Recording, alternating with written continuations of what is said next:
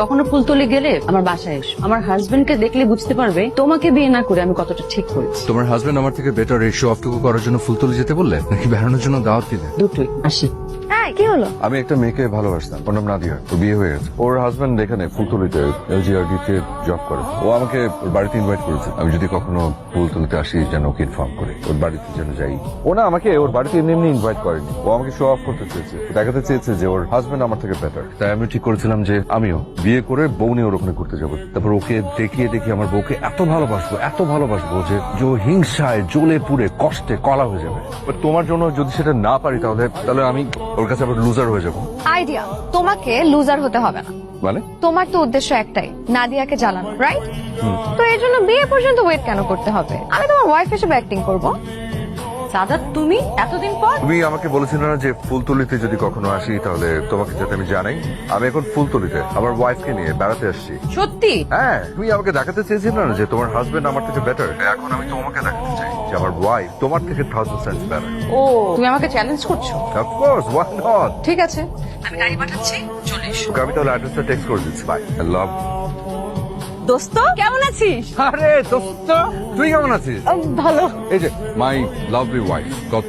গল্প তুমি ইলিশটা নাও। ইলিশটা ভীষণ টাটকা, এত টাটকা ইলিশটা মেলবোর্নে পাও না। তো অনেক কাটা। কোনো অসুবিধা নেই, আচ্ছা আমি বেঁচে দিচ্ছি।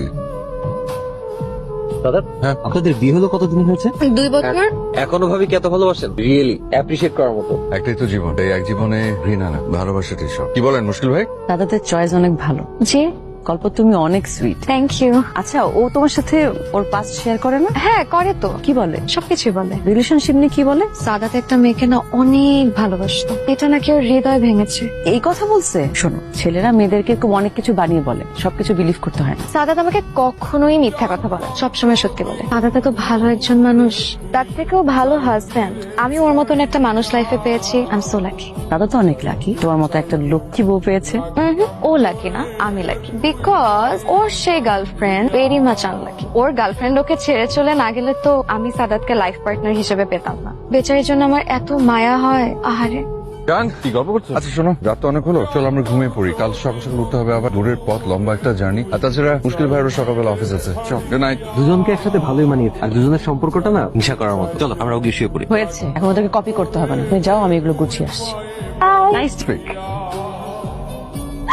ঠিক, একটা জিনিস বুঝতে পারি না যে পৃথিবীর সব মেয়েরা তেলা পোকা কেন ভয় পায়। আমার এক্স গার্লফ্রেন্ডকে জ্বালাতে এসে কত কষ্ট করে না তোমার ওয়াইফের অ্যাক্টিং করতে হচ্ছে। যা টেনে গেল। গল্প মেয়েটা অনেক সুইট, তোমার সাথে মানিয়েছে। আর তুমি তো চাওই আমার ঈর্ষা হোক, তাই তুমি গল্প খেয়ে বিয়ে করো। আবার কি লিখেছে? গল্প বাংলাদেশে? ইয়েস কবি সাহেব। আপনি? ও সাদা, তোমাকে বলেছিলাম না বাংলাদেশে আমার একজন আঙ্কেল আছে, সেই হোটেলের বেস্ট এমপ্লয়ি। শুভকামনা।